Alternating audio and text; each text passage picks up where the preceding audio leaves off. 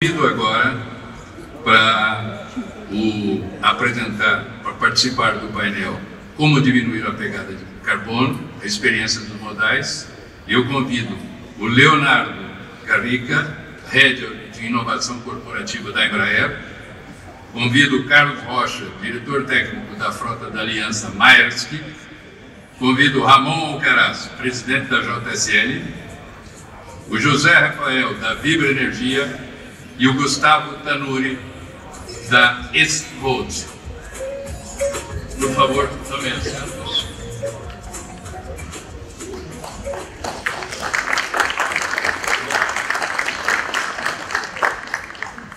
Eu gostaria de iniciar a apresentação já com uma apresentação do Leonardo, da Embraer.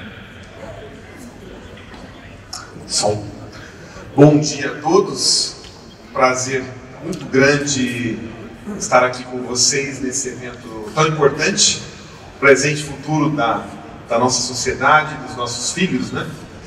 E como Embraer também é um prazer participar desse tipo de debate mais multidisciplinar, mais amplo, como nós podemos cooperar, colaborar, trocar experiências e sabemos também das oportunidades do uso das tecnologias em diferentes setores, como de repente uma inovação, o desenvolvimento de um determinado setor ou a aplicação de um determinado veículo pode acelerar a aplicação em um outro veículo e a sustentabilidade ganha com isso, né?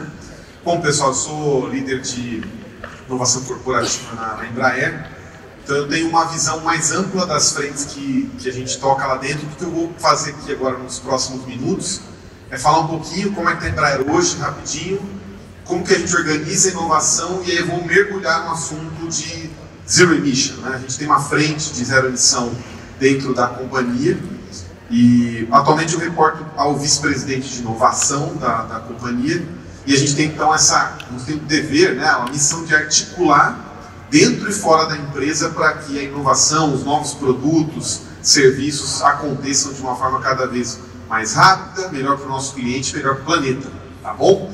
Então vamos em frente aí, né? Fala um pouquinho aí dos compromissos ambientais também que a Embraer assumiu, esse perfil de inovação e o foco em zero emissão.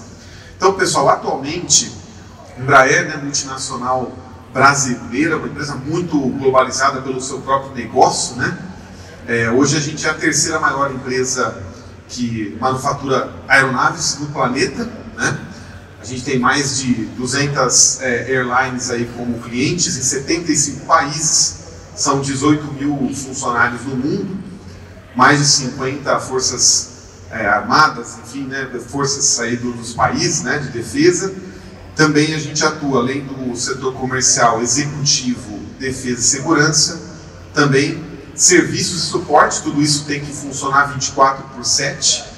E as nossas empresas subsidiárias, né, afiliadas, e novos negócios. Então esse é um pouco do momento da Embraer, hoje em torno de 4,5, 5 bilhões de dólares ano de faturamento. Tá? Bom, essa nossa presença, para dar uma visão para vocês, as operações principalmente no Brasil, nos Estados Unidos, com bastante operação, inclusive industrial, e no restante do globo, operações que também incluem a manutenção, mas não de cunho de desenvolvimento tecnológico, a gente faz em parceria com o mundo todo, com instituições de pesquisa. Então é uma presença bem forte também comercial no mundo como um todo, tá? Bom, então os principais compromissos ambientais que a gente vem compartilhando e assumindo para ajudar a avançar nossa agenda de ESG, né, que está no centro aí do nosso propósito, é atingir aí, né, a neutralidade de carbono nas operações em 2040 e também que os nossos produtos, né, possam ser zero emissão em 2050. Então, desafio grande, tá? É bom lembrar que a gente tem produtos que levam, né, 5, 7 até 9, 10 anos para serem desenvolvidos e vão voar 30, 40 anos.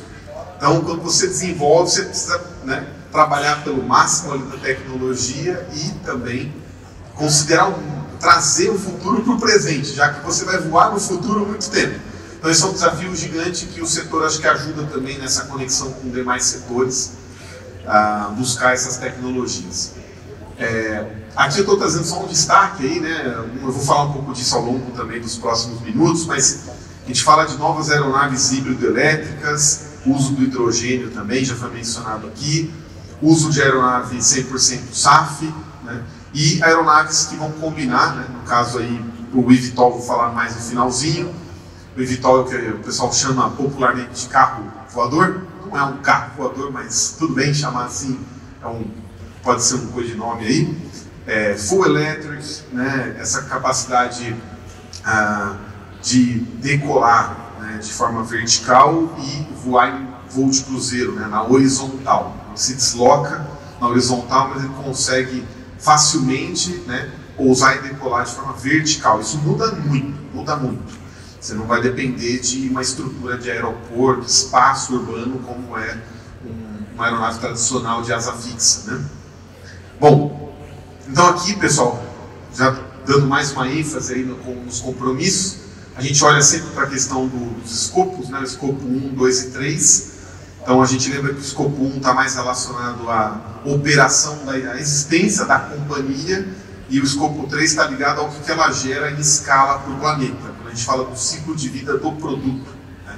Então no escopo 1 a gente tem aí essa questão do uso do SAF já acontecendo, né? A gente atingir 25% de uso de SAF nas operações em 2040. No escopo 2, a questão da gente buscar, né, 100% de energia de fonte renovável em 2030. E no escopo 3, sem dúvida, é o que gera o maior impacto para o planeta, ainda que não seja tão grande quanto outros setores, mas é relevante. Cada percentual soma nessa pizza, né? Depois eu vou falar, mas isso está em torno de 2 a 3% no mundo, né? Emissão responsável pela aviação. Então a gente está buscando aí, depois eu vou passar mais detalhes, mas buscar, né, aeronaves 100% SAF em 2030, expandir a produção de SAF, aumentar a eficiência aí do nosso portfólio corrente e aplicar e ampliar o portfólio de novas tecnologias que tem, né, digamos, o propósito de buscar a neutralidade de carbono, né? Então o uso de eVTOL, de família energia, assim por diante. Bom, então agora fazendo uma entradinha no campo da inovação.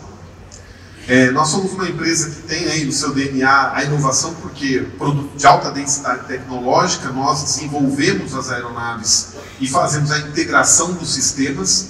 Isso por si só exige muita capacidade técnica, talvez seja a principal capacidade da Embraer, a integração de sistemas complexos, né? Claro que tem todas as outras coisas para tudo isso fazer sentido, mas são mais ou menos 3.500 engenheiros e engenheiras, né? Só focado 100% do seu tempo em desenvolvimento. É um grupo, uma equipe gigantesca, né? Bom, e aí a gente, para falar um pouquinho da importância da inovação, a gente tem esse indicador, que se chama Innovation Index, está ali embaixo, né? Você vai olhar na sua pizza da receita, quantos por cento vem de produtos lançados nos últimos 5 anos. E aí você vai encontrar mais ou menos 50% da receita da Embraer é de produto novo. Então a inovação é o motor aí do crescimento da companhia. E a gente, para tocar a inovação na companhia, a gente olha para os horizontes, é uma forma da gente gerir portfólios e investimentos em diferentes perspectivas de tempo. Então isso a McKinsey já falou há um tempo atrás, muita gente usa, a gente também usa. Então, curto prazo ali, né, dentro do nosso H1, do Horizonte 1, eu tenho o core business, produto existente, mercado existente, tem um investimento em torno de 5% da receita em inovação nessa cesta, digamos assim, né? H2, a gente vai para produtos que ou eu não conheço tão bem o produto, mas conheço o mercado, ou o contrário, eu conheço o mercado, mas vou desenvolver um novo produto para ele. Eu estou em um ambiente de menos familiaridade, mais risco. H2. Então aí a gente tem hoje trabalhado com verticalização, com controles eletrônicos, atuação em novas fragatas que vão ser entregues aí, satélites. E quando você vai para o eVTOL, você está falando do H3. É o que a gente chama de inovação mais disruptiva. A gente está falando de produto que está sendo desenvolvido, né, digamos, globalmente pela primeira vez, e num mercado que a gente acha que pode conhecer, mas na verdade não conhece. Em termos de clientes, dinâmicas, volumes, né, tudo isso ainda vai ser descoberto. Então, acelerando aqui, pessoal, a gente está hoje diante dessa disrupção na aviação, né? Tem um imperativo da sustentabilidade que está hoje colocado aqui, mas também a disrupção de tecnologias ligadas à aviação. A gente está falando de inteligência artificial, de visão computacional, voo autônomo, e tudo isso vai gerando, né, o driver de competitividade da aviação para o futuro. Tá? Então a gente usa o modelo de verticais para trabalhar o que a gente chama de ambidestria. Eu defino temas que eu vou investir bastante dinheiro, digamos assim, para ter clareza na organização e nos meus parceiros. E aí eu coloco, né, o que é vertical? É de baixo acima, acima abaixo. Todo mundo que está na empresa precisa colaborar para que aqueles assuntos avancem, né? E aí isso é para se manter competitivo, mas também para estar à frente dos competidores lançando coisas novas, né?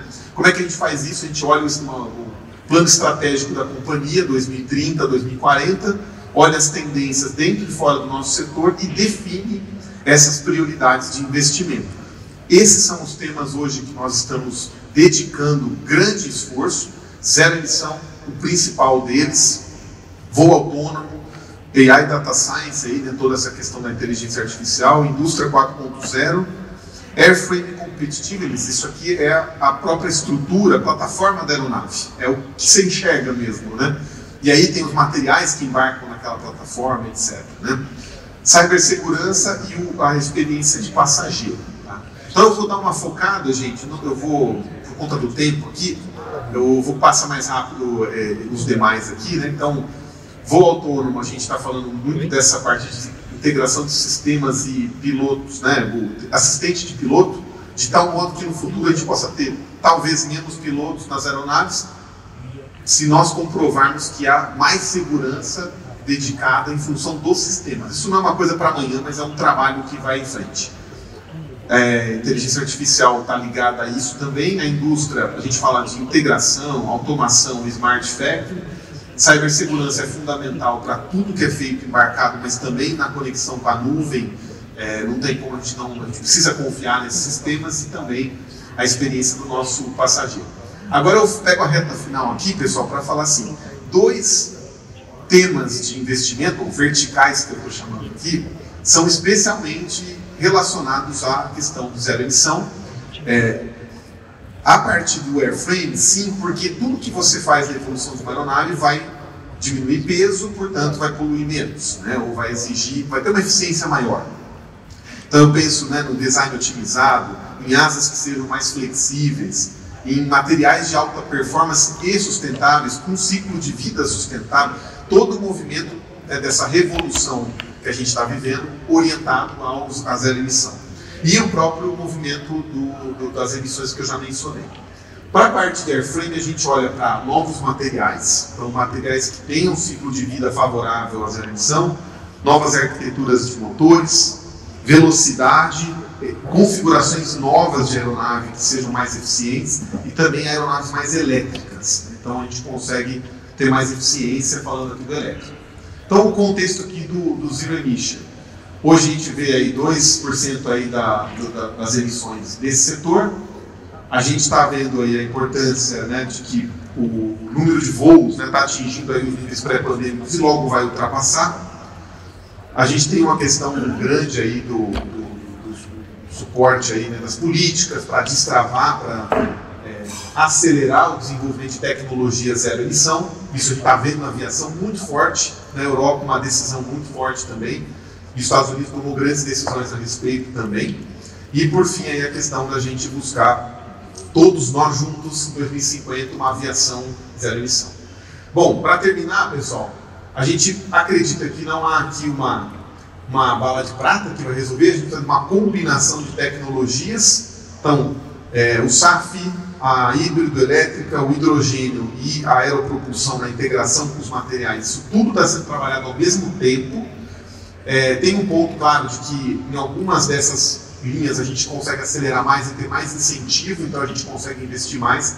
Mas para dar uma visão geral, né, o SAF, vou dar uma saltadinha aqui por conta do tempo, né? O SAF é algo que é imediato, é agora, nós já estamos usando, e ele é a ponte para o futuro. Então, o Sustainable Aviation Fuels, né, são fundamentais, porque eles vão nos levar com mais sustentabilidade até o momento em que for viável usar o hidrogênio e fuel elétrico para a aviação. Não se tem uma data prevista para lançar algo grande fuel elétrico. Existem datas para coisas pequenas, né? Então o eVTOL tem data, 2026. Mas para aviões comerciais, cargueiros, não é viável hoje, por questões de bateria que a gente já falou aqui. A densidade energética precisa ser muito maior para mover uma aeronave, né? Bom, então só para resumir, a gente já fez voo, né, o Ipanema elétrico aqui, o demonstrador voou, deu certo. O Flymove é um centro de pesquisa que a gente tem com o ITA, o Unicamp, o Unesp e outras universidades. Ali está também Zero Emission. A gente tem parcerias aí na Europa com a GKN, que é hidrogênio, Nidec, motores elétricos, a gente tem uma joint venture. O compromisso da família Energia com novos designs de aeronaves mais voltados, né, para zero emissão. O eVTOL, que é a proposta para logo, né? Então eu vou terminar mencionando aqui um pouquinho mais do eVTOL, só passar aqui, ó, junto com esses takeaways aqui, tá? O que a gente vê então? Estamos numa transição gigante, como nós estamos falando aqui, também na aviação. Então tem desafios de supply chain gigantescos, né, na aviação. É um mercado que tem, obviamente, muito menos fornecedores, né, muito mais competição pelos fornecedores. Os building blocks de inovação estão acontecendo nesse momento. A gente pode, como Brasil, também se posicionar no SAF como produtores para que isso seja, inclusive, usado no mundo como um todo. E os ganhos de eficiência, né? Queria agradecer aqui esses momentos para falar assim, o eVTOL está prometido para 2026 a entrega das primeiras aeronaves. Aqui em Taubaté, próximo de São Paulo, né, vindo para o Rio, a gente tem a fábrica da Embraer ali, na verdade da IVE, né? A IVE é uma empresa do grupo Embraer.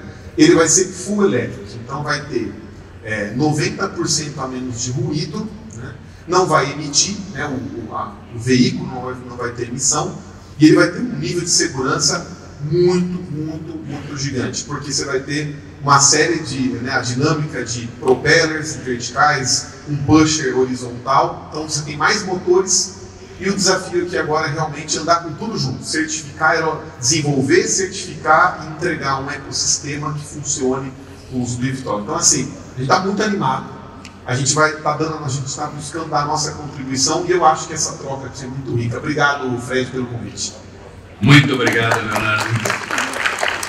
Obrigado mesmo. Eu acho que todos nós ficamos gratos por tanta informação andando 2030, 2040. Bom, agora a gente, como bem característico da transporte moderno, a gente sai agora do ar e vai para o mar. É a hora do Carlos Rocha, diretor técnico da Maersk. Ok. Muito obrigado, honrado de estar aqui com vocês. Vou tentar resumir aqui a nossa jornada, né, da Maersk, a aliança na descarbonização. Já me apresentou, sou o Carlos Rocha, sou diretor técnico da frota de navios brasileiros, né? Nós somos 50% do market share de toda a carga containerizada no Brasil, está nos nossos navios, na aliança.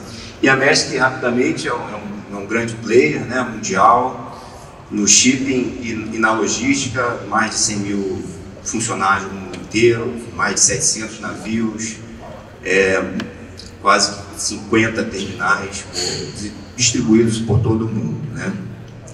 Com isso tem uma responsabilidade muito grande também sobre suas atividades. Então, como eu estou falando, estamos distribuídos aí em todos os modais hoje em dia, né? Não temos só navio, temos caminhões, estamos entrando também na parte aeronáutica, muitos terminais, né, e todo o ciclo logístico nessa busca da logística integrada está sendo feito nesse momento. Bom, eu sou da área marítima, posso falar com mais propriedade dessa área, né? E hoje nós somos de cerca de 3%, responsável por cerca de 3% das emissões globais, né, de CO2. Isso dados da IMO, o que pode parecer pouco, mas é algo, tem suas características. É difícil, não é tão fácil na escala do shipping você transformar esses 3%, né? E é um baita desafio, vou tentar passar rapidamente aqui por ele, tá? Primeira coisa que eu quero falar os modais têm uma característica de emissão, né, cada um deles. O navio é o que menos emite por tonelada por quilômetro, né? Quase que 3 vezes menos que o ferroviário, 4 a 5 vezes menos que o rodoviário, e o aeronáutico é bem mais, logicamente, né, pela sua característica. Vou para o final da apresentação aqui, só para deixar claro qual que é a nossa intenção. Nosso grande desafio é chegar no net zero em 2040, né? 10 anos antes do que a IMO preconiza. É um baita desafio, né? E como foi dito aqui no painel anterior, nós temos o desafio de, não só do navio ou não só no caminhão, mas o que a gente chama do well to wake, né? Que foi dito do poço à roda, né? O nosso é do poço à esteira do navio. Então, toda a cadeia de logística, ela está sendo endereçada no nosso plano de descarbonização, tá? Essa trajetória começou em 2018, quando foi lançada a ambição, né? Em 2019 começou-se os estudos para qual seria o combustível que a gente estaria escolhendo para essa jornada.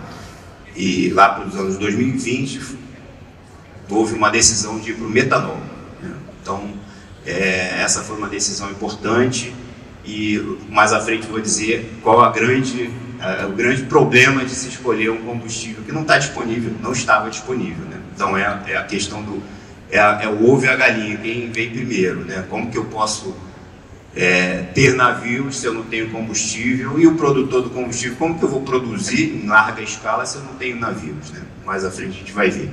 Então, em 2021 foi feito o plano de investimento.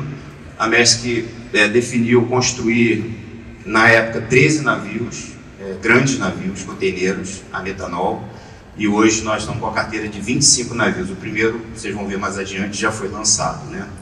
Então está aí até 2040 a nossa meta audaciosa de chegar a net zero, tá? Aí a questão do ovo ou da galinha, né? A gente realmente é a questão de como fazer, lançar a mão de um investimento tão pesado, que é a construção de um navio ou de uma frota de navios, se não tem o combustível, né? E aí foi uma corrida por parcerias, né? E até se garantir para essa frota que se houvesse a quantidade necessária de metanol, tá? Então, para essa frota de 25 navios, tem uma média aí de 500 mil toneladas ano de metanol garantida, né? Mas logo na sequência, um grande player também, um dos top 3, já lançou mais um order book de mais navios até do que a Maersk. Então, esse ciclo começou a se movimentar, né, em direção ao metanol, tá? O Laura Maersk foi o primeiro navio de grande porte, containeiro, foi lançado esse ano, tá já navegando há uns 2 meses, tá? Um sucesso total. Muita tecnologia embarcada, um foco em segurança muito grande, porque o metanol requer alguns cuidados, né, que o nosso diesel regular não precisava, né?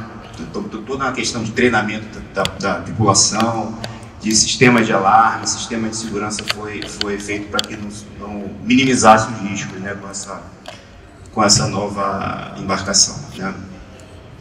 Aqui de novo a questão do well to wake. Então a preocupação da Maersk, do grupo, né, com toda a cadeia logística, não só com o navio ou não só com o terminal. Então tem diversas ações em curso.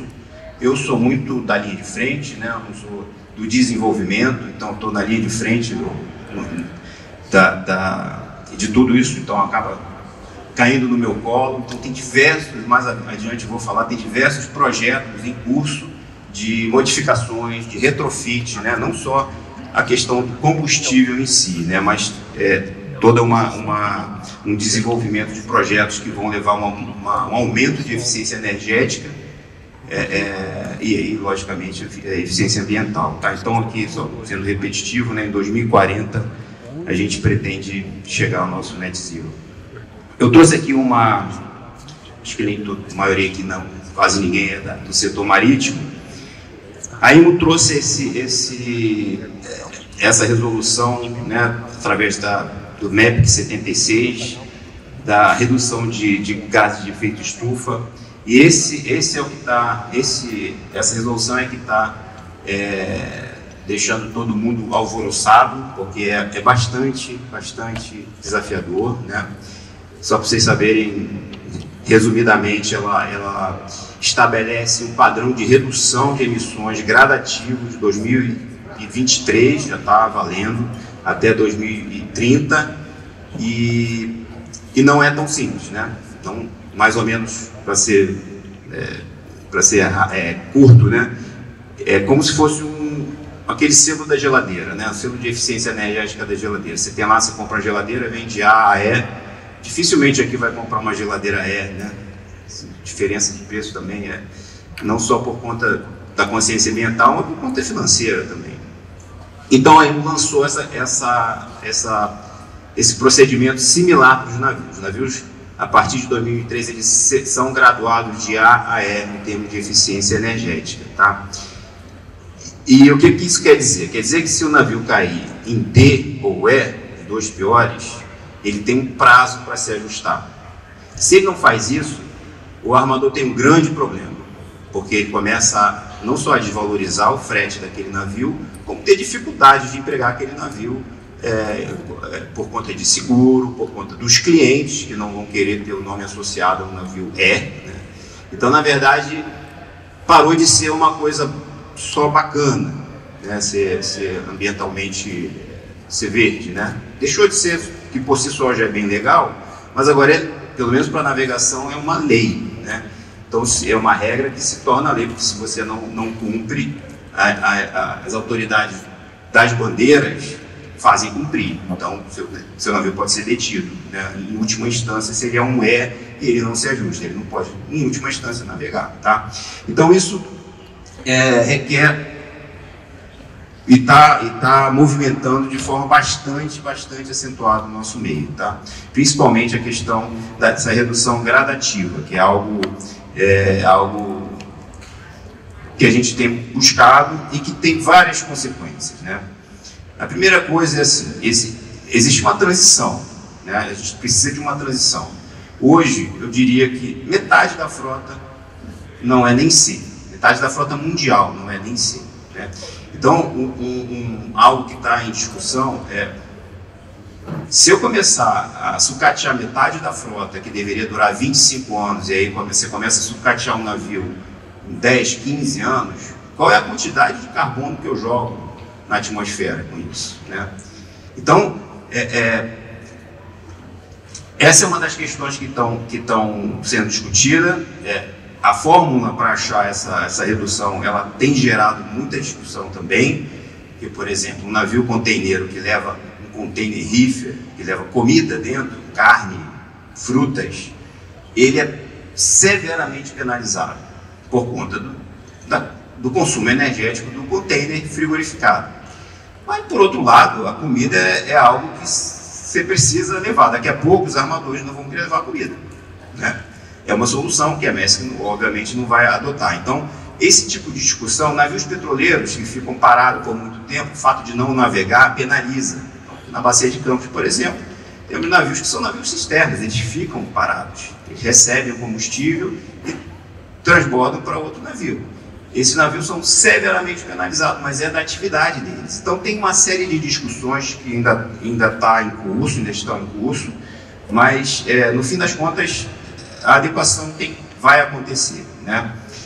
Algumas coisas que eu tenho, assim, rapidamente para falar, o grande foco da eficiência energética sem dúvida, os motores de propulsão do navio. No motor de propulsão do navio, ele tem essa altura aqui, mais ou menos.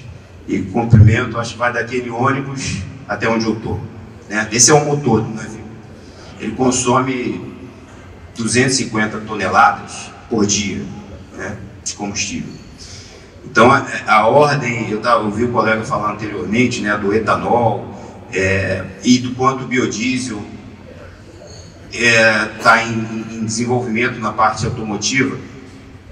Para um motor desse tamanho, o biodiesel está indo muito bem, né? Então, é só para dizer que cada segmento, acho que vai se encontrar aí qual que é a melhor solução. Eu participo de vários fóruns e o hidrogênio é algo que está acontecendo, né? Acho, não sei, mas esse ônibus elétrico aí talvez seja a hidrogênio. Então, na parte automotiva, eu acho que ok. Para um navio, por exemplo, o hidrogênio não serve. No momento, não atende. Por quê?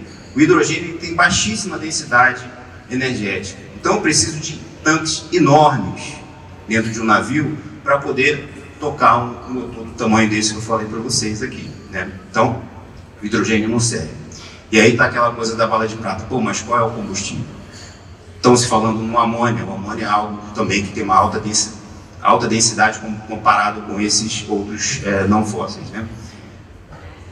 Enfim, a Maersk foi pelo metanol e aí a gente começa a trabalhar dentro do motor. Tem várias alterações nesse motor para que ele seja mais eficiente, né? Uma delas é fazer ele virar totalmente automático, fazer uma máquina desse tamanho, quase que não depender mais do operador, tudo controlado por um notebook. É isso que a gente tem, por exemplo, nos navios, em vários dos navios que a gente opera aqui na frota da Aliança, tá? Mas várias outras inovações foram incorporadas. Eu trouxe aqui só as que nós já fizemos na frota, exceto essa primeira que mostra a foto aqui do navio ali em cima, seriam lançar bolhas de ar no casco enquanto ele navega, porque você reduz o arraste, reduz então a resistência, né, que o navio tem para avançar, e com isso reduz o consumo. Mas desde trocar o propulsor, né, o propulsor de um navio, o hélice de um navio é algo, pelo menos dos nossos, é quase 9 metros de diâmetro, só o propulsor, né?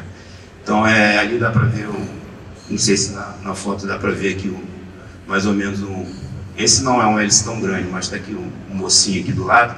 Mas enfim, nós investimos nisso, estamos trocando o propulsor de alguns navios para se tornar mais eficiente, né? Algo bem interessante que também já implantamos e participei disso ativamente foi esse AMP, que é Alternative Maritime Power. O que é isso? É a energia de terra do navio. O navio chega no porto e o porto já está preparado para isso e liga uma tomada. Com isso eu tiro de operação os motores de combustão que geram energia, e são grandes também, do tamanho de um carro, maior que um carro, cada um dos motores tem 4. Então eu então tiro esses motores de linha e fico pela energia elétrica. Agora eu vou roubar também as palavras de um colega que falou aqui. Essa energia elétrica não pode ser gerada com uma termoelétrica a carvão, né? Então todo o ciclo precisa ser sustentável, tá? E tantas outras coisas, tecnologias de pintura do casco para melhorar ou para reduzir o arraste, a questão também de escolha de rotas através de satélites, serviços que já existem indicam a rota com menos incidência de mar grosso, de tempo ruim, né, para o comandante poder se orientar e escolher a rota que vai consumir menos combustível, e tantos outros. Hoje nós temos um foco muito grande na questão, sim, do combustível, mas é importante dizer que o combustível por si só não resolve, né? Ele não resolve. Esse é um tema que eu poderia falar aqui por muito mais tempo, mas o tempo é curto. Queria deixar 3 reflexões, pelo menos afeitas ao meu setor, né, sobre o que a gente está passando no momento. Primeiro, está todo mundo, fabricantes, armadores, afretadores, está todo mundo correndo para uma direção, né? Não tem essa bala de prata ainda. A Maersk escolheu o metanol, tem outros que estão no LNG, tem outros que estão olhando o hidrogênio. É certo que é preciso ter uma paciência para que essa transição ocorra e para que as tecnologias se consolidem, né?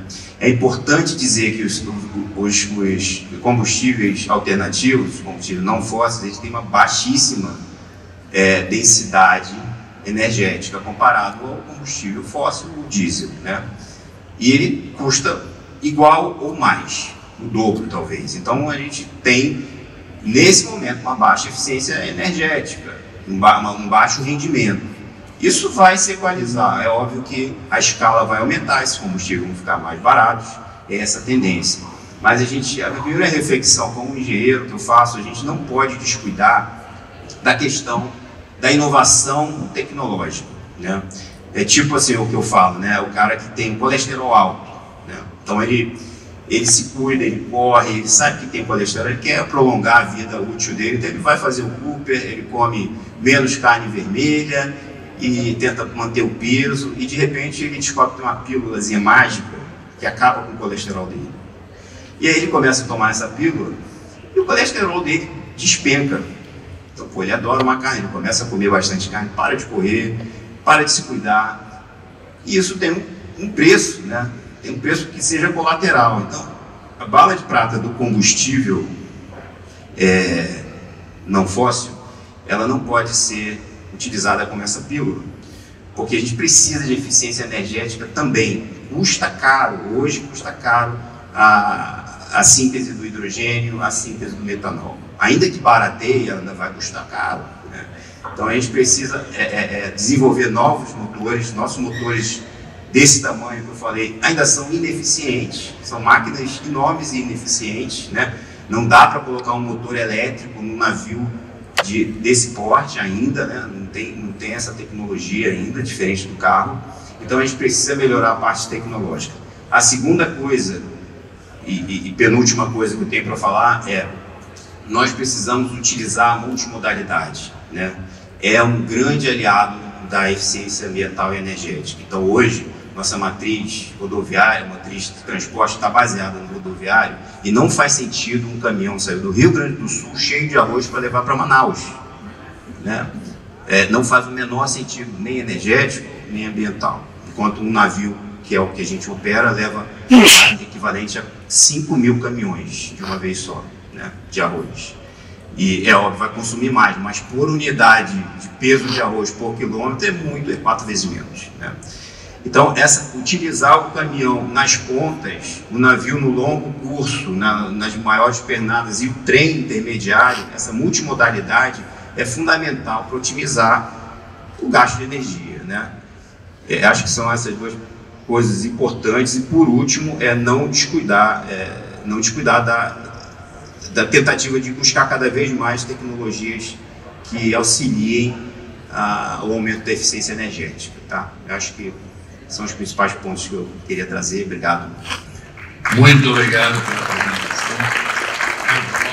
Belíssima apresentação e orientação para a gente de quais são os caminhos do transporte marítimo. Agora chamamos Ramon Alcaraz, presidente da JSL.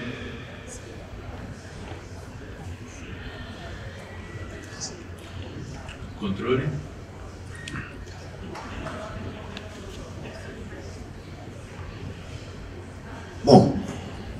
Bom dia, prazer estar aqui. Obrigado, Marcelo.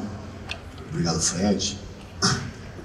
O transporte de carga, como foi falado, representa 60% mais ou menos do transporte de carga no Brasil. Embora alguns falem diferente, nós, empresários do segmento de carga rodoviário, também concordamos com isso, né? A multimodalidade seria ótima e seria um dos caminhos para a eficiência, mas para isso precisa de infraestrutura. A gente tem uma dificuldade de terminais intermodais, ferrovia, então nem se fala, né? Quer dizer, a gente investe muito pouco em ferrovia, então acaba se indo para o transporte rodoviário por falta de opção ou por falta de agilidade dos outros modais, né? Mas sem dúvida nenhuma a intermodalidade seria um dos caminhos eficientes, não só do ponto de vista energético, mas do ponto de vista econômico, inclusive.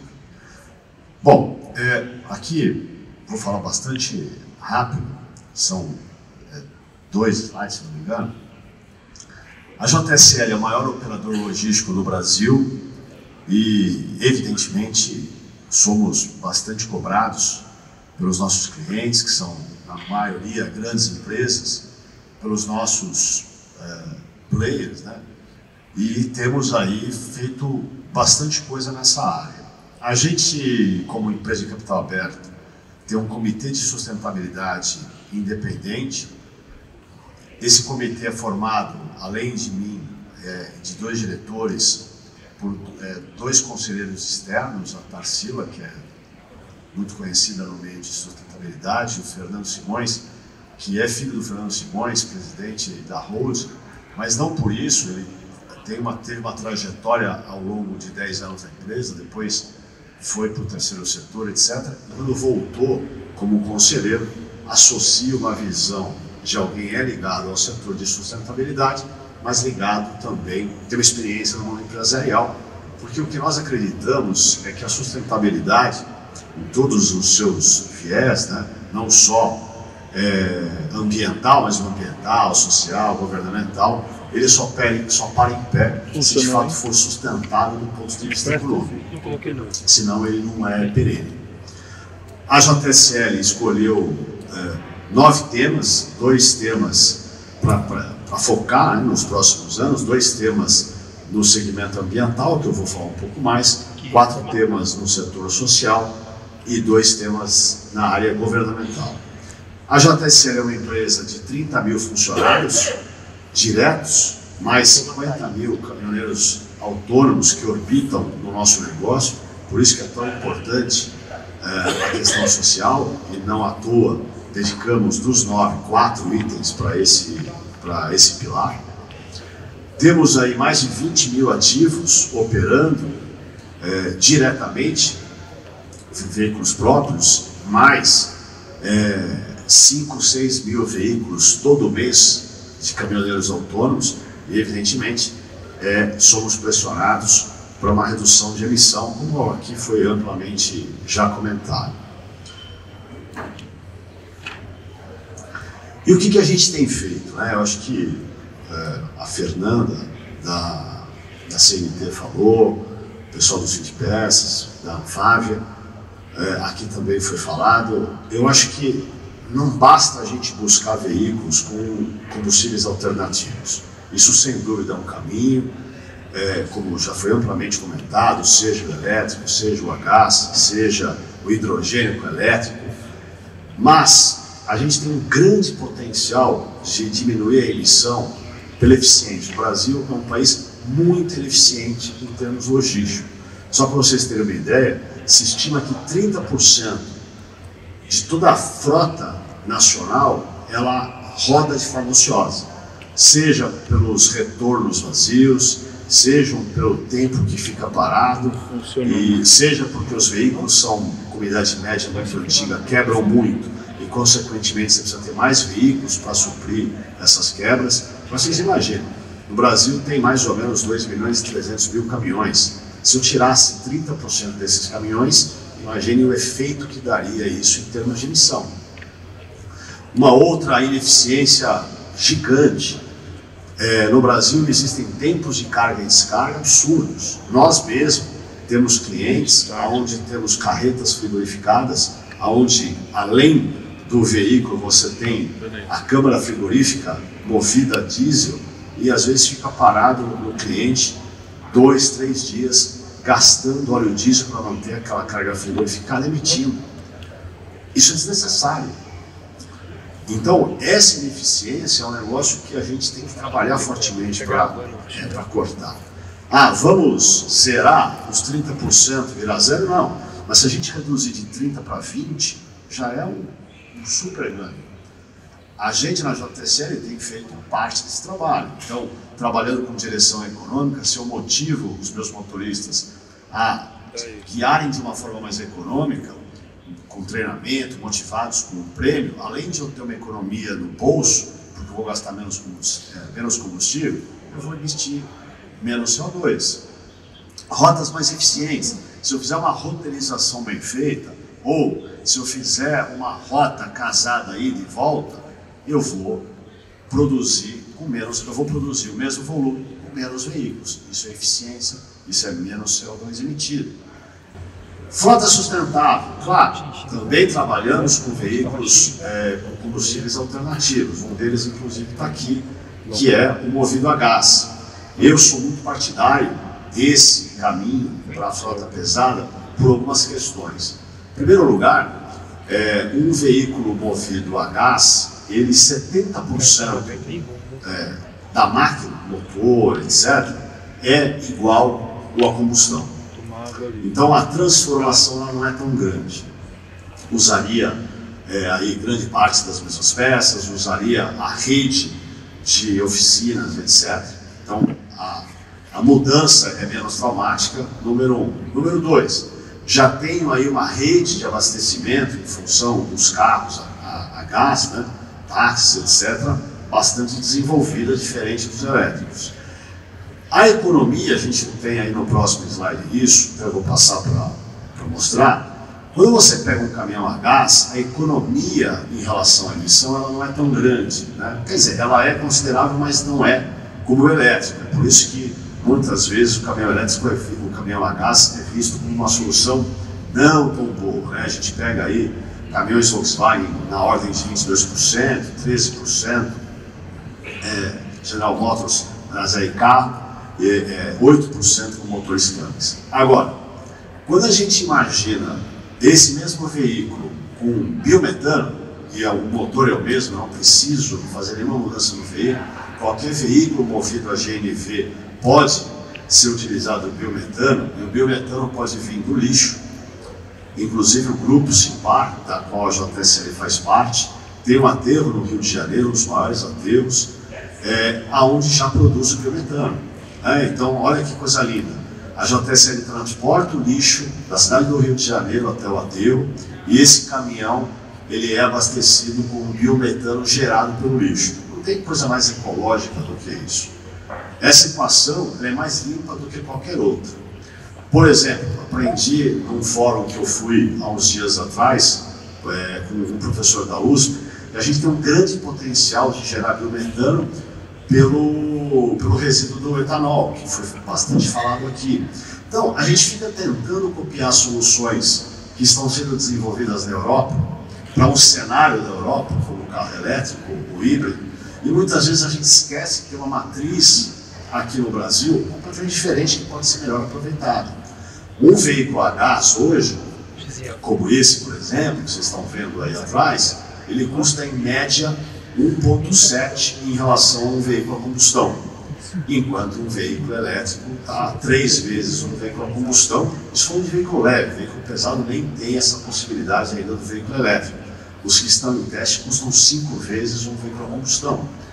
Então, apesar do elétrico ser o coqueluche, quando um cliente me pede para trabalhar com um veículo alternativo, ele quer o elétrico, porque isso é mais fácil de dar marca, isso é mais fácil de divulgar nas próprias matrizes, que normalmente são europeias, mas ele não é eficiente.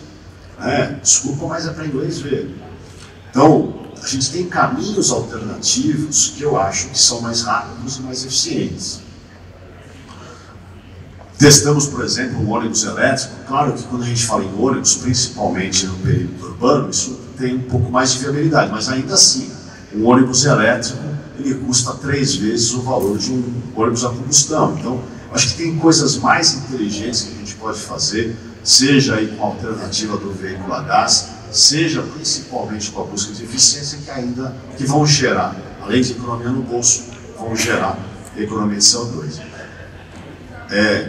A minha apresentação é rápida, essa, mas uma coisa que eu queria deixar aqui registrado, acho que a melhor informação é que, finalmente, nos últimos anos, o mundo acordou para o problema.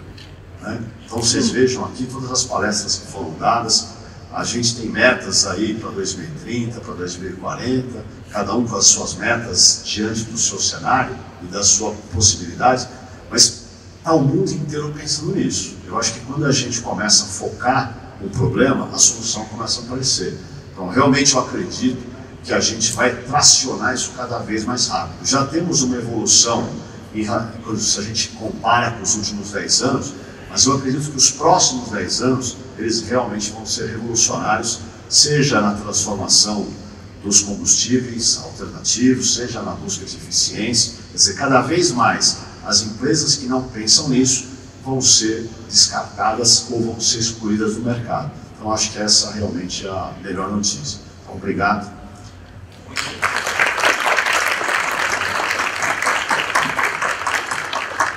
Agora, José Rafael da Vibra Energia, que fará uma apresentação em conjunto, né, com o Gustavo Tanuri da Exolte. Bom dia a todos. Primeiramente queria agradecer a organização do evento, a ATM, Marcelo, Fred pelo convite. A Márcia, que é a nossa gerente de eletromobilidade, que era titular para estar hoje fazendo essa apresentação, ela teve um problema de saúde, ontem está tudo bem, mas infelizmente ela não pôde estar aqui. Eu vou tentar substituí-la da melhor forma possível. Se tiver alguma dúvida que eu não consiga tirar aí, eu prometo buscar informação e conto com a ajuda da nossa parceira EasyVolt de eletromobilidade, o Gustavo Tanuri. Vou tentar agregar o máximo possível em relação ao tema como diminuir a pegada de carbono. Então, primeiramente, aqui acho que tinha um vídeo institucional rapidinho.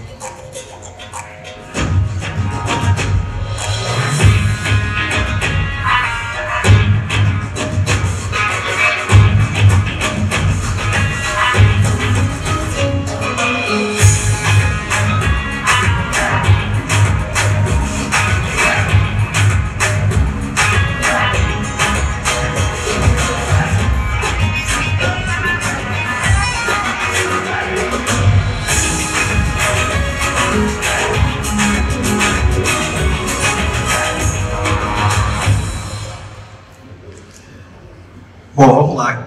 Quem é a Vibra, né? Para quem não está acostumado ainda, a Vibra é a antiga Petrobras Distribuidora, BR Distribuidora. A gente teve uma abertura de capital em 2017, né? A gente era 100% Petrobras. Em 2017 teve a abertura de capital, seguida por um follow-on em 2019, onde a empresa passa a ser privada. E na sequência a gente tem um novo follow-on, em que a Petrobras vende toda a participação da Vibra. Ela passa a ser uma True Corporation, sem um controlador definido. Em 2021 também, dentro desse movimento, a gente muda nosso nome e marca, né, para Vibra Energia, com foco em se tornar uma plataforma de soluções energéticas, mas sem tirar o foco também do nosso core business, do que a gente sempre foi conhecido, que é fornecimento de combustíveis, distribuição de combustíveis, lubrificantes. A nossa marca Lubrax fez 50 anos esse ano e a gente é licenciado exclusivo da Petrobras também. Grandes números, são 8.300 postos, 80% das maiores empresas do Brasil são clientes Vibra, e 6 em cada 10 voos comerciais são abastecidos pela Vibra, pelo BR Aviation. Para a gente contextualizar um pouco, a gente fala aqui do Acordo de Paris, em 2015, o foco, né, a preocupação com as mudanças climáticas e a necessidade de mudança na matriz energética para a gente ter aí a limitação de 2 graus Celsius em relação ao patamar pré-industrial abaixo dos 2 graus Celsius, e dentro disso a gente precisa rever a nossa matriz energética para conseguir alcançar essas metas.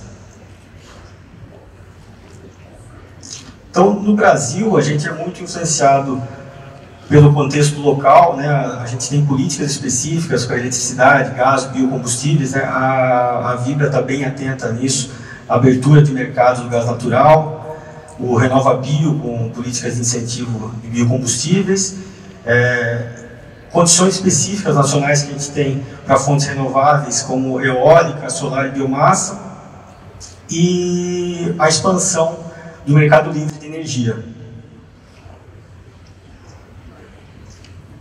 Aqui mostrando a evolução no mundo da matriz energética, né, a gente pode observar que o Brasil ele já está melhor posicionado em relação ao mundo com o percentual de combustíveis fósseis, mas a gente vê um movimento de aumento da matriz energética e de biocombustíveis, né, no decorrer do tempo, principalmente no Brasil. No mundo, o consumo total de energia tende a ficar no mesmo patamar. No Brasil, ele continua subindo até 2040.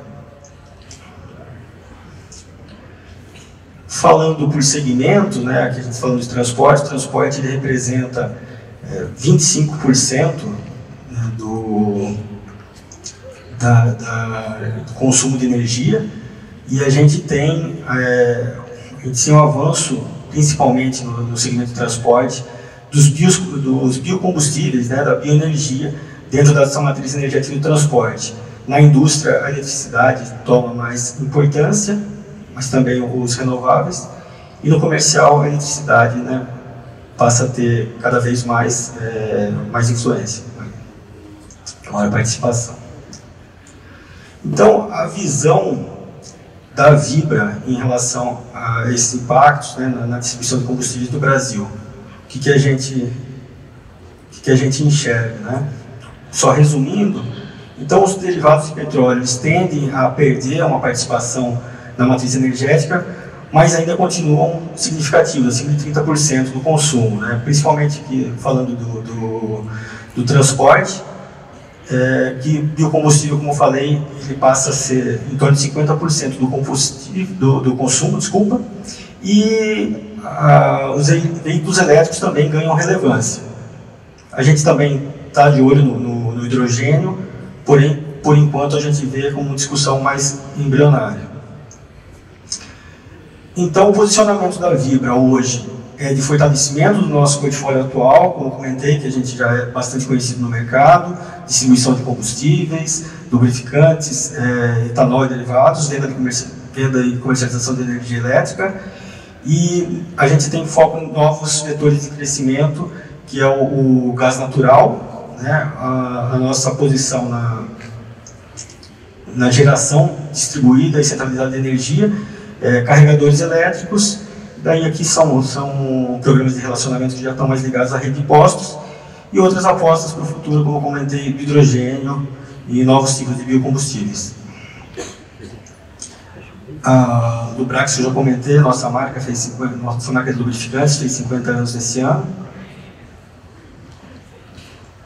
E falando dos investimentos que a gente fez nessa esteira da marca Lubrax, marca Vibra, né, da nossa mudança, a gente fez vários investimentos em outras empresas, em parcerias e investimentos com foco no aumento dessa matriz renovável.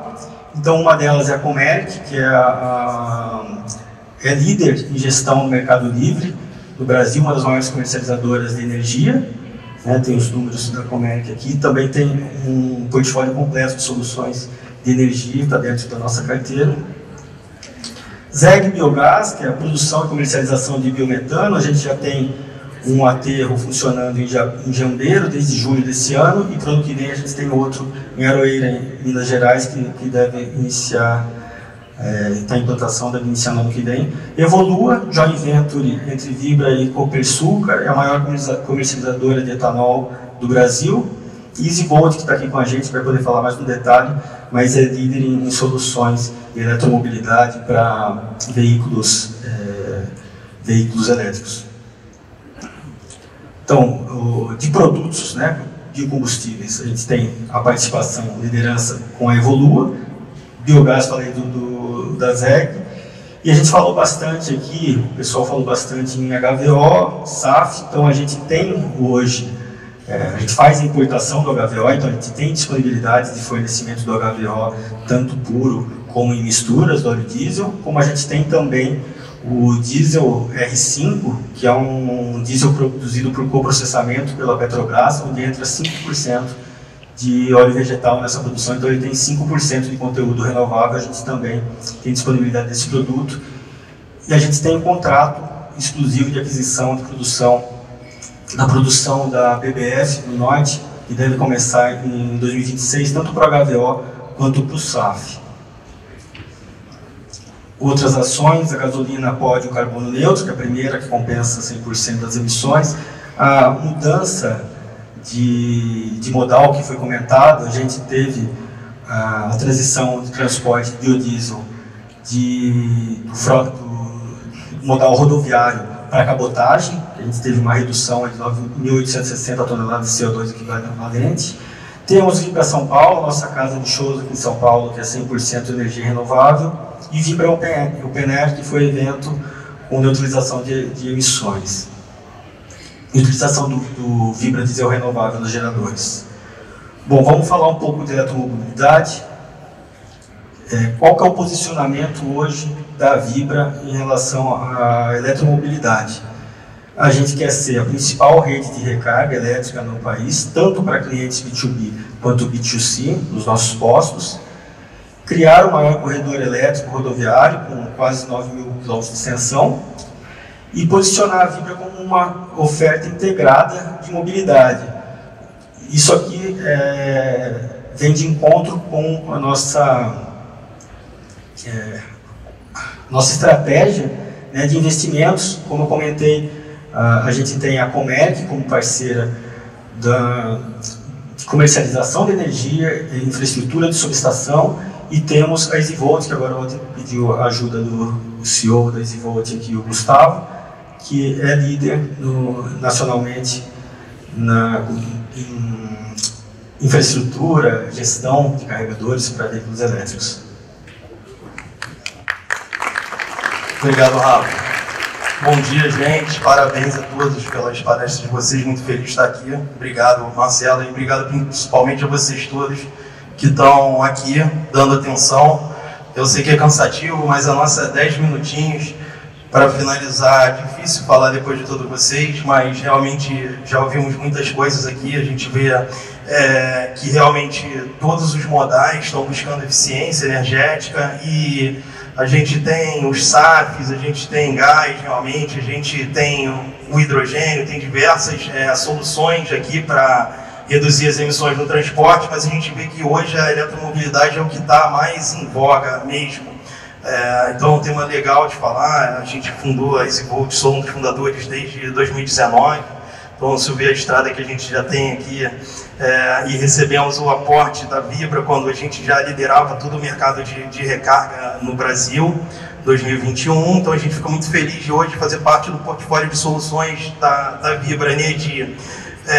A eletromobilidade, a gente sabe que é um caminho sem volta. Enfim, vão existir diversos modais e soluções, como hoje já existe diesel, etanol, então, enfim, vão existir os veículos a hidrogênio, sim, vão existir a SAF, vão existir os elétricos.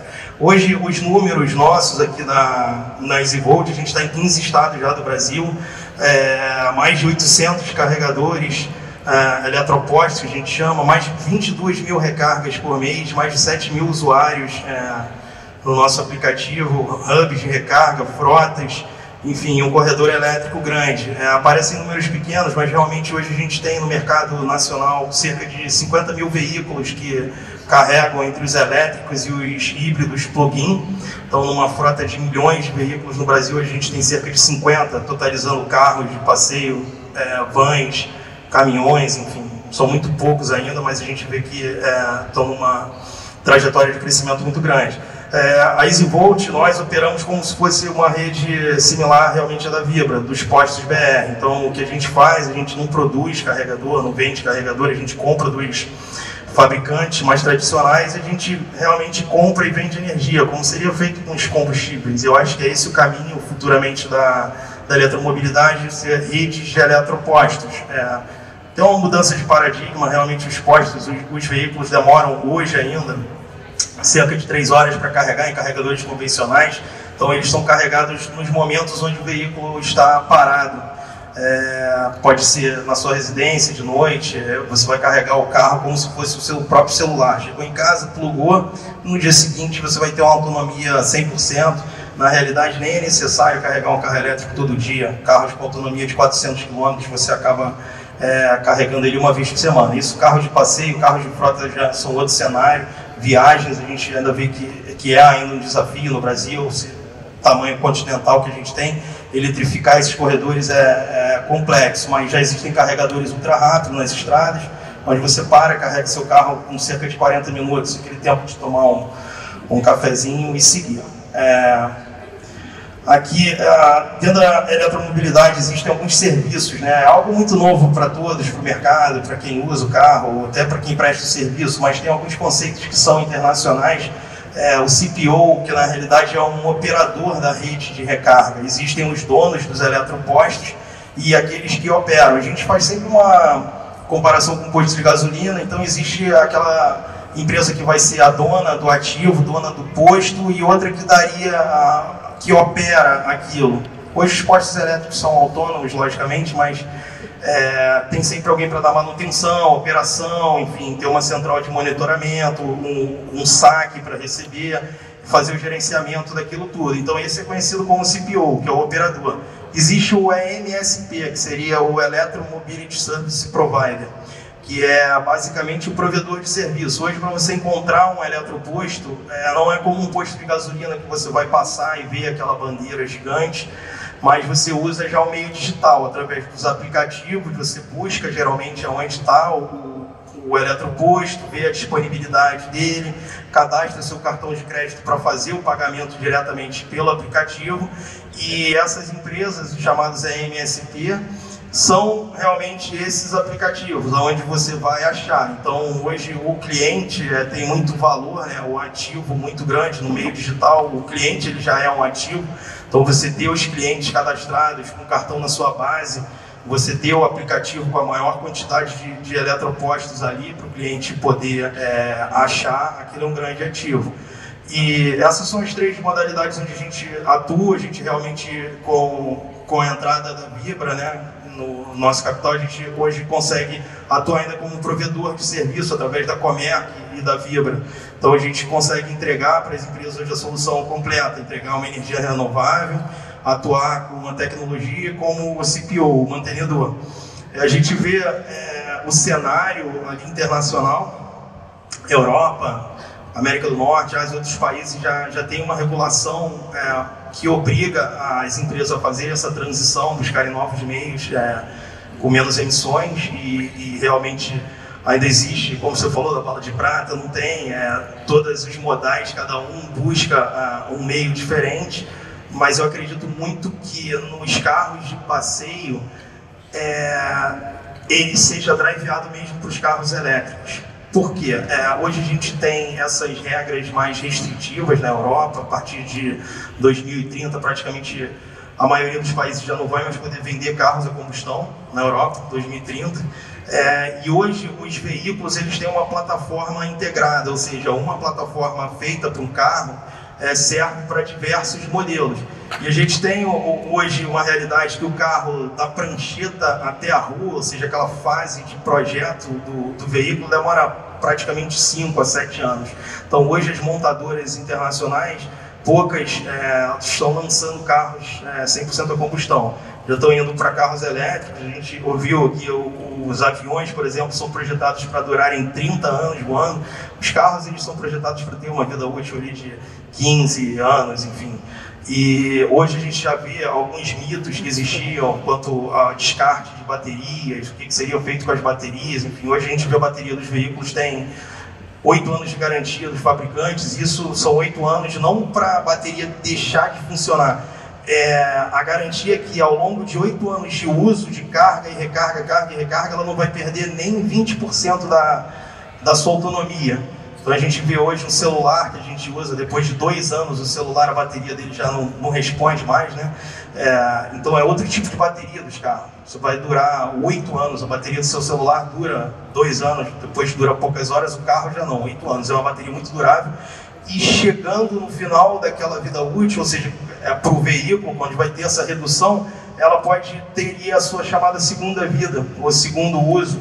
Então a gente vê o uso em sistemas solares, off-grid, a gente vê o uso da bateria também. No futuro vai ter um uso gigante, por exemplo, para retirar a energia do horário de ponta. Enfim, então eu acho que essa questão dos veículos elétricos ela vai seguir aqui no Brasil também. Logicamente, alguns anos atrás da Europa e dos países mais avançados, a gente está um pouquinho atrás, isso é um fato, mas a gente vai seguir nessa direção, acredito eu. Hoje, o que a gente já tem aqui com a Vibra são investimentos pesados. Hoje um carregador tem um custo muito alto, você construir um eletroposto em estrada. Esse aqui são os corredores elétricos que a Vibra está entregando conosco. A EasyVolt constrói, implanta e a gente opera eles depois, monetiza eles. E é muito difícil você, nas estradas, conseguir implantar um posto, não somente pelo custo, o custo seria superável, mas a infra elétrica que um carregador desse demanda, ela é muito alta. Então, para você chega na estrada, geralmente a maioria dos postos que a gente tem, dos locais que seriam mais convenientes para recarga, porque a gente tem que escolher geralmente na estrada um ponto entre Rio e São Paulo, por exemplo, onde que você teria necessidade de carregar, mais ou menos no meio da estrada. E aí chega lá, vê aqueles postos onde tem, difícil que você encontrar uma infraestrutura elétrica adequada. E esse eu acho que é um dos maiores desafios hoje, a infraelétrica. A gente vê aqui em São Paulo, por exemplo, a legislação já obriga todos os operadores de ônibus a partir já desse ano, né, na renovação da frota, utilizar somente ônibus elétricos. Então, a partir desse ano já foram implantados alguns, mas ano que vem com uma velocidade muito maior de chegada desses ônibus elétricos. Os operadores aqui em São Paulo, você não pode mais fazer a substituição da frota na cidade de São Paulo por outro ônibus da combustão, tem que ser elétrico. E a gente vê a dificuldade hoje dos operadores para trazer a energia lá das subestações até a garagem para poder ter aquela quantidade grande de carregadores nas garagens. Isso é um grande desafio. E é aí que a gente atua, né? A EasyVolt, com a Vibra, a gente atua realmente nessa solução para ajudar. Essa aqui é a jornada dos consumidores. Não foi eu que preparei a palestra, tá, gente? Entrei aqui de acordo com a Márcia, teve esse problema de saúde, mas foi uma torção no joelho, tá bem. Mas, enfim, a jornada do consumidor é basicamente essa. Como eu havia falado, tem uma mudança de paradigma. Hoje, como é que você vai buscar a sua recarga? Você tendo o seu carro elétrico particular, e aí tem uma grande diferença entre frota e uso particular mesmo. Mas no uso particular, você vai ter um aplicativo hoje onde você identifica todos os carregadores, os alfinetezinhos, onde eles estão localizados, e ali você vê o status, se ele está disponível, se ele está sendo usado por outro usuário, cadastra seus dados de pagamento e chegando no posto seria uma simplicidade, né? Uma experiência mais fluida. Você já inicia a recarga pelo aplicativo, finaliza e é debitado diretamente no seu cartão de crédito. É uma experiência bem fluida. Para as frotas, existem outras modalidades para as frotas. A gente vê hoje no Last Mile ainda, e realmente, como você falou, tem muita ainda marketing por trás, mas já tem gente entrando mais forte no mercado de frotas do Last Mile. Realmente as grandes distâncias, eu mesmo não sei se futuramente os caminhões que fazem as grandes distâncias serão elétricos ou a gás, enfim. Eu acredito que serão elétricos sim, porque a gente vê o custo das baterias sendo reduzido, caindo muito. Não sei se tem um slide aqui que trata... enfim. Eu acredito nisso, que futuramente, eu não sei qual é o prazo, mas eu acho que o transporte rodoviário também vai ser elétrico. O custo das baterias hoje é mais de 70% nos caminhões de grande distância e até mesmo nos caminhões de last mile. O custo da bateria é mais de 70% do custo do ativo inteiro do caminhão. Então o custo da bateria representa muita coisa, mas ele está em queda. E essa queda, eu atuo lá desde 2019 no mercado, sou motorista desde 2019 de carro 100% elétrico, já peguei muitas dificuldades, mas a gente vê que o preço da bateria vem caindo drasticamente. E isso vai continuar, e vão vir outras tecnologias ainda para baterias de estado sólido, nióbio e tudo. Então, enfim, a concentração de potência, de carga na bateria vai ser muito maior, o peso vai reduzir e o tempo de recarga vai aumentar. Isso vai acontecer ao longo de alguns anos, não é de hoje para amanhã, lógico, mas vai baixar. A gente lembra aqueles celulares antigos, o tamanho da bateria, e só tinha nem tinha uma tela, era o celular, parecia só um número, e uma bateria desse tamanho, você saía com 2 baterias e acabava em 4 horas. Hoje a bateria está desse tamanho. Então, para os carros é a mesma coisa. Isso vai baixar drasticamente o custo deles e aumentar a autonomia. E hoje a gente tem no mercado, enfim, comercial mesmo, frotas, tem o custo lá do ativo de propriedade, o Total Ownership Cost. Então, o custo, tanto para o cliente final, pessoa física, você vê o custo-benefício ali, o que está mais barato. Hoje um carro elétrico realmente é mais caro, mas os estudos apontam que em 2025 a diferença entre um carro elétrico e outro carro a combustão do mesmo modelo vai ser na ordem de 20%. Só que o seu custo de manutenção diminui drasticamente. Um carro elétrico não troca vela, não troca correia, não tem filtro de ar, filtro de óleo. Então o custo de manutenção diminui muito. E o custo de combustível, comparado com o custo que você vai gastar de eletricidade, também a redução é na ordem de 60% de economia. Se você gastasse R$1.000 por mês, vai gastar 400 com combustível comparado com a energia. E isso, para quem tem um uso intenso, frotas ou aplicativos, a gente vê, temos a 99 como uma grande cliente nossa e todos os motoristas que já estão entrando para a 99 já usam isso, então o custo total de operação vai igualar, e eu acho que quando igualar vai ser aquela transição maior. Mas enfim, custo de baterias, montadoras globais estão investindo, e acelerar aqui os ônibus, enfim, que estão entrando, aqui a gente já vê grandes ônibus, eu acho que também é um mercado que vai crescer muito de ônibus elétricos, tem uma diferença muito grande para a gente que está quem for na China e vê, por exemplo, locais onde toda a frota já é 100% elétrica de ônibus, e a gente vê a diferença de som na cidade. Se a gente parar do lado de um ônibus, de um caminhão, a gente ouve aquele barulho, imagina aquilo tudo na cidade inteira com aqueles barulhos. Então tem outros benefícios, não somente o ar, mas a qualidade do motorista, traz muitos benefícios. Eu sou entusiasta, né, suspeito para falar de elétrico, mas enfim, é isso. Aqui tem alguns cases que eles trouxeram. Realmente a gente tem o primeiro posto 100% elétrico da América do Sul. Ele fica aqui no bairro de Anália Franco. É um posto, não temos nenhuma bomba de combustível, só carregadores. A gente carrega diversas frotas ali de clientes nossos. Carregam mais de 300 veículos por dia lá. É um case realmente. Esse primeiro posto 100% elétrico. Aqui a Vibra entrando no mercado de car sharing. A gente vê hoje a locação dos carros a combustível. Hoje você loca um carro a combustível, pega na locadora e é obrigado, vai entregar, tem que devolver para o tanque cheio, senão é cobrado combustível muito caro. E quando mudar para elétrico, realmente, já vou acabar, perdão.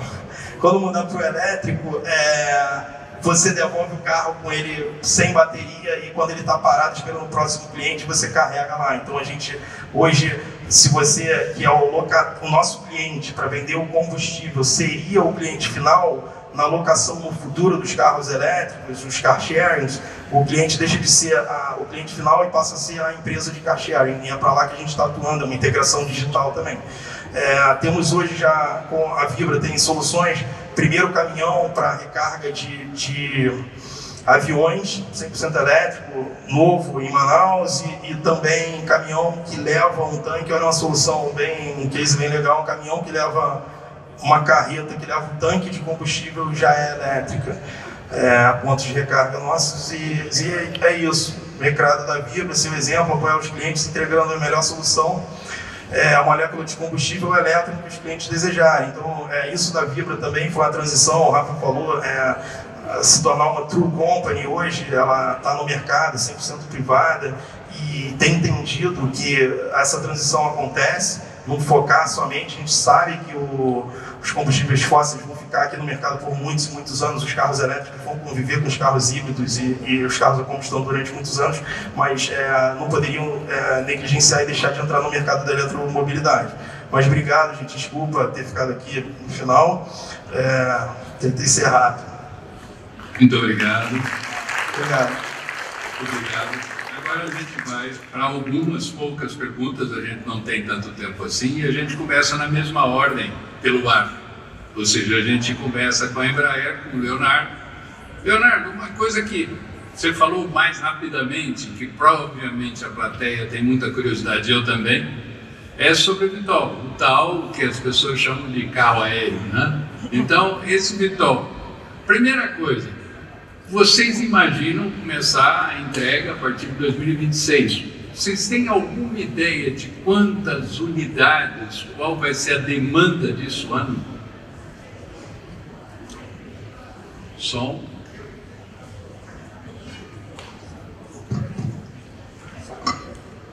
Som. Legal, obrigado. Obrigado pela pergunta aí. Bom, sobre a IVE, né, posso comentar algumas coisas. A primeira coisa é o conceito, né? O conceito do que a gente está chamando aí, né, do eVTOL é menos, vou fazer a brincadeira assim, né? É menos aquela coisa que a gente, às vezes alguém imagina que assim, eu vou sair, bom, tá um pouco trânsito, aperto o botão e agora o meu carro, né, sai voando. Não é isso, né? É um conceito mais de commuter, vai mais na linha de iniciando por uma visão de táxi aéreo. Então assim, não todos nós teremos, não é isso, mas talvez todos nós voaremos em algum momento. Alguns voarão mais, outros voarão menos. Então o conceito é que se hoje você gasta, né, vamos pensar ali em um trajeto, o alcance é de 100 km previsto, tá? Então não é uma aeronave, então já comparando, por exemplo, com um helicóptero, você não vai voar no mesmo range, você não vai no alcance que um helicóptero vai, em função da questão da bateria e da capacidade de segurança para você chegar no seu destino. Então pensando num diâmetro de, né, 100 quilômetros, você vai fazer ali, hoje você vai pagar X reais. Então a ideia é que, por exemplo, você vai pagar um pouco mais do que você pagaria num táxi executivo, Black X, mas torna viável para situações que você precisa daquilo. Então, imaginando aqui, você vai voar daqui para Guarulhos, para você pegar o seu voo. Então você poderia eventualmente fazer uma corrida a 200, 300 reais, talvez compartilhada. A ideia é que a gente vai ter um piloto e 4 passageiros. Se, né, for viável no futuro um voo autônomo, você teria 5 passageiros, né, nenhum piloto. Então nesse horizonte você se torna muito mais viável, porque o táxi aéreo, vocês sabem que está 5 vezes mais do que isso, 8 vezes mais do que isso. Então começa a ficar viável em algumas situações. Questão de ambiente, como é que isso vai funcionar, unidades, né? A gente tem hoje mais de 2.000 LOIs, né? São unidades pré-vendidas, né? São empresas de táxi aéreo, empresas de operadores comerciais que fizeram suas pré-encomendas, né? Então são cartas de interesse, a gente chama de LOIs, são mais de 2.000, é o maior backlog do mercado no momento, tá? Então aí você tem empresas americanas, australianas, europeias, né? E mesmo brasileiras, né? Então esses operadores estão de olho porque assim que estiver disponível eles querem poder ter essa tecnologia à disposição, esse modal à disposição. Então muito resumindo assim, como é que isso se parece, né? Você tem os vertiports, um número muito maior do que de aeroportos, então isso é mais fácil de adaptar, de ter uma estrutura, precisa ter o carregamento disso, precisa ter segurança, mas imagine que alguns, né, espaços aéreos, ali, um heliponto por exemplo, vai na verdade se transformar em uma estrutura maior de um vertiporto. Então você vai ter ali por região, né, isso é uma solução voltada a grandes metrópoles, né, dificilmente alguém no interior vai usar, porque se passa de 100 km começa a não fazer sentido, né? E daí você então pega no vertiporto, vai até o seu aeroporto ou até o seu destino de urgência, né? E conforme isso for, né, barateando a operação como um todo, esse ticket médio de uso do eVTOL vai caindo também, se tornando até um transporte popular. Não no sentido de que todos teremos o eVTOL, mas que todos voaremos em algum momento o eVTOL. Esse é um pouco do conceito, espero ter ajudado aí com essa visão do futuro, tá bom? Perfeito, exatamente isso. Obrigado. Agora damos sequência, saindo do mar, vamos para o ar, né, com o Carlos Rocha. E Carlos, a gente olha, desde que a gente tinha os antigos galeões, as caravelas, etc., a gente passou a utilizar aço e passou a construir navios que nada mais do que fizeram foi ampliar, largura, calado, etc., tudo foi ampliando, até virar esses gigantes que você mostrou aí, recordistas em transporte de containers, etc. Dentro dos estudos que vocês estão fazendo, existem estudos no sentido de redesign dos navios? Os navios eles são uma evolução apenas em tamanho, porque se você olhar, não altera muito o formato. Tem alguma coisa que possa ser feita no sentido de ter um design que seja melhor, seja mais eficiente, alguma coisa nesse sentido? Sim, claro. Na verdade, tem bastante evolução, especialmente, né, eu formei em 95, os computadores eram pré-históricos naquela época, né?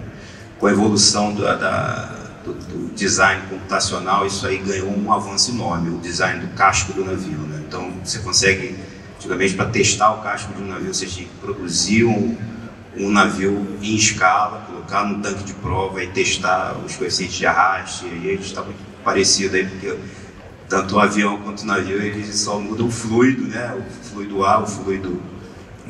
mas a mecânica dos fluidos que governam. Então, assim, houve avanço sim nos cascos, né? E cada casco é feito para uma campanha operacional, uma velocidade, né? Você tem uma velocidade média de 10 nós ou de 20 nós, o casco muda. E o arcabouço computacional que veio, né, a partir dos anos 2000 evoluiu muito, né, isso aí. Então tem todo o formato do casco, otimizando com o tipo de rota que ele vai navegar e principalmente a velocidade, né? Isso tudo é levado em conta quando se projeta o navio, né? Então tem grandes diferenças. Embora não pareça, você olha de longe parece tudo um navio, mas embaixo da água tem formatos diferentes. Certo, muito obrigado. Agora eu gostaria, a gente já falou do ar, do mar, agora vamos para a terra, né? Uma coisa que eu gostaria de saber, e vou fazer, Ramon, duas perguntas numa só. A primeira delas, vocês fizeram um projeto de renovação de frota sem apoio do governo, sem nada do que estava prometido, vocês resolveram fazer uma coisa dentro de um grupo de motoristas que vocês conheciam. É a pergunta 1. Eu queria saber quais foram os resultados e o que mais vocês vão fazer. A segunda, que nessa questão de ser ESG, os seus clientes têm cobrado da transportadora esta postura mais forte, mais ativa na questão de emissões, na questão social, de transparência, etc, etc? Bom, eu vou começar pela segunda, que é mais rápida de responder. Sem dúvida, né? Quer dizer, até porque a gente está na cadeia desses clientes, né? Então, nós somos cobrados e muito, né? Muito pressionados em relação a isso. E o que a gente tem buscado junto a esses clientes são soluções, algumas que eu comentei, algumas que os colegas comentaram, que vão de combustíveis alternativos a sistemas mais eficientes, né? Isso tem muito a ver também com a primeira pergunta. O Brasil é um país muito desigual e, diferente dos outros modais, o transporte de carga no Brasil ele é muito fragmentado e muito individualizado. O que isso quer dizer? Você tem muitos donos de caminhão que só tem um caminhão. Você não vai ver isso no aéreo, você não vai ver isso no naval, né? Normalmente são grandes empresas que têm aviões ou que têm navios. Então você consegue ser mais eficiente nisso. Na carga não, né? Você tem lá um indivíduo com um caminhãozinho.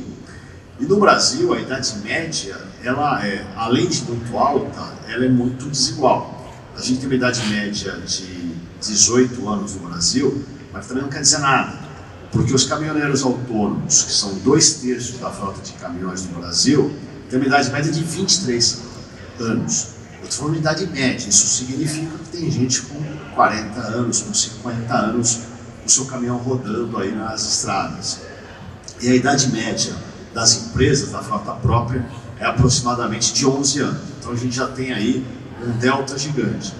O Brasil, ele obriga as montadoras, a Anfave, comentou um pouco sobre isso, aí para tecnologias como o Euro 6, então os novos caminhões que estão sendo comprados são o Euro 6, com mais tecnologia, com mais eficiência ecológica, inclusive. Mas o que adianta? O que adianta a JSL ter uma frota de idade média de 3,3 anos, que é muito legal para nós, legal para os nossos clientes, mas se eu tenho uma idade média dos meus agregados de 23 anos, não tem lógica isso, né? Vamos lá, uma frota mais velha, ela gera vários problemas. O primeiro problema que tem a ver com o que a gente está falando aqui é a emissão de poluentes. Um veículo de 30 anos, ele emite muito mais poluentes do que um veículo novo.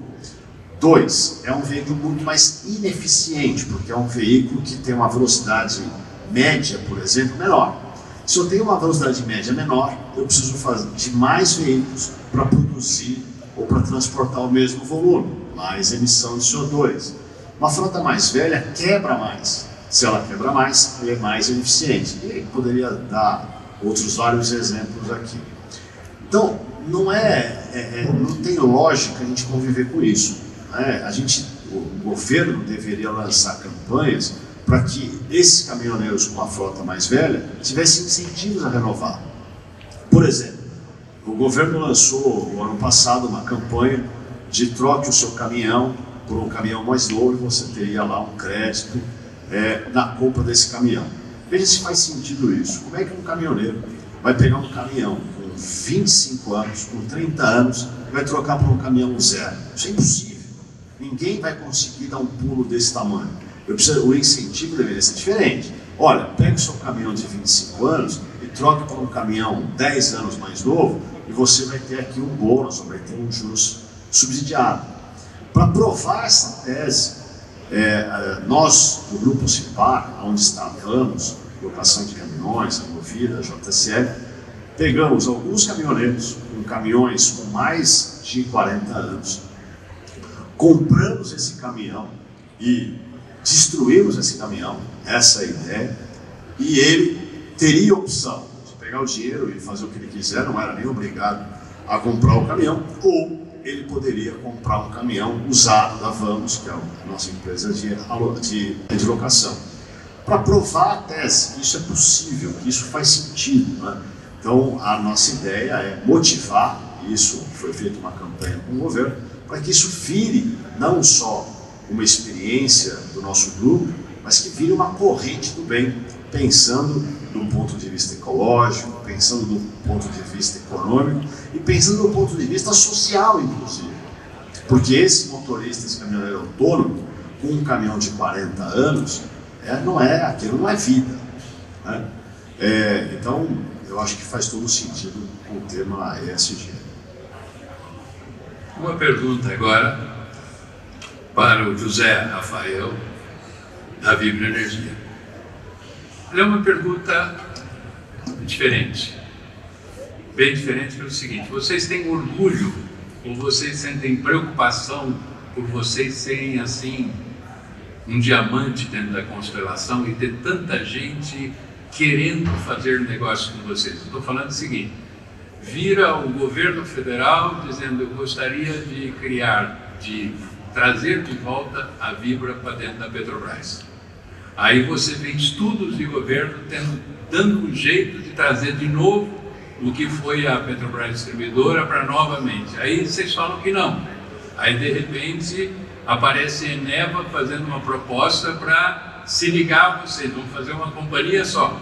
E de repente aparecem novos estudos falando: olha, a Petrobras vai criar uma nova distribuidora, uma nova Petrobras Distribuidora.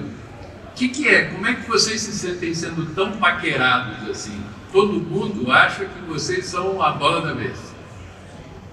Assim, para ser bem sincero, até foge da minha alçada responder sobre isso daí, né? Mas quando a gente fala de combustíveis, né, o peso que ele tem, né, vamos falar da Petrobras, o peso que ele tem para a economia é muito grande e sempre tem algum envolvimento, né, alguma pressão política por conta do quanto isso representa para a inflação e tudo mais. Mas em relação à Vibra, realmente eu não consigo te responder. Por isso que eu te falei, que tem saído tanto noticiário. Eu falei: mas o que houve? O que está acontecendo com a Vibra? A gente sabe da importância de vocês. Todo mundo que está aqui na plateia sabe, vocês são um dos principais distribuidores de combustível do país e estão enfiados em todas as áreas de combustíveis alternativos ou não que possam existir. Então, causa assim, de repente virou a bola da vez. Agora todo mundo quer casar com ela, né? Então, bom, o que eu posso dizer a vocês é o seguinte: nós teremos agora, agradeço demais a presença de vocês, sinto imensamente não poder seguir com a bateria de perguntas, mas nós temos um horário para cumprir. Agora nós temos o almoço e eu gostaria de avisar que nós teremos almoço aqui, e gostaria também de avisar o seguinte: a partir do momento do almoço a gente já começará a ter os vídeos do que aconteceu agora de manhã no YouTube, no canal. Ou seja, Quem quiser ver as coisas, em poucos momentos deverá estar disponível já no YouTube. Agradeço a todos pelas belíssimas apresentações, pelo conhecimento que vocês transmitiram a todos nós que estamos aqui assistindo. Que maravilha poder reunir todos esses diferentes segmentos que tanto fazem pela economia nacional e mundial. Muito obrigado mesmo.